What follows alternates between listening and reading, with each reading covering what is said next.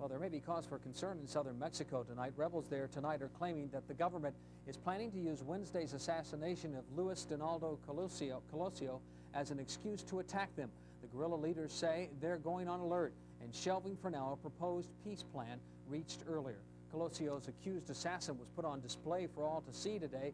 23-year-old Mario Alberto Martinez stood behind bulletproof glass so photographers could take his picture. It's likely the streets of Magdalena, Mexico have never been so crowded as they were today. Tens of thousands of people came together to pay their last respects to Colosio. He was expected to be the next president of Mexico, but the light from this rising political star was extinguished when he was assassinated during a campaign stop Wednesday in Tijuana. Mourners came from all over, including Arizona. And I just told him that I was here on behalf of Arizona and that we were all with him, and that we feel like we've lost a great friend. Now everyone is looking to see who will replace Colosio as his party's candidate for president. And the death of Colosio produces an enormous void in the political system of Mexico at a time when such a candidate seemed desperately needed in terms of what appeared to be promising political reform. In tonight's Inside Story, Bill Leverton shows us the sense of loss from Magdalena. It was July 17, 1928, when the last Mexican president was assassinated, and he was from the state of Sonora. Mexico has had 4 presidents from Sonora. Luis Donaldo Colosio would have been the 5th, and there is no doubt Colosio would have been the new president. Even though his election would be mostly for show, Colosio was beginning to show signs of becoming a man of the people, a president of true reform.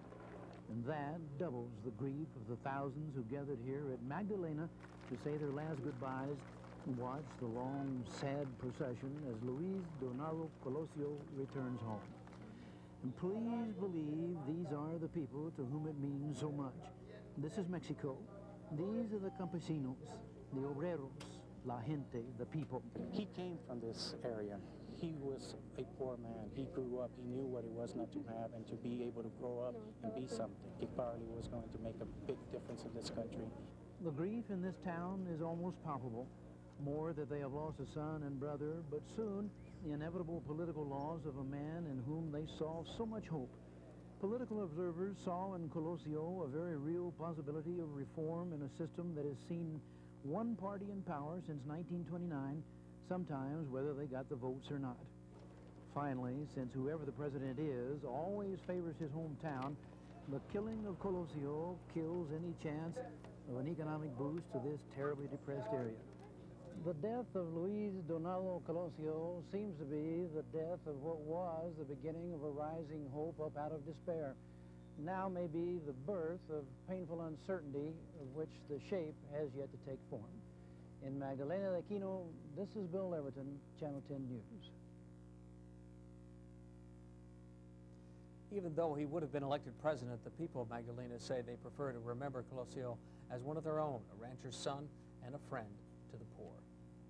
Today marks the end of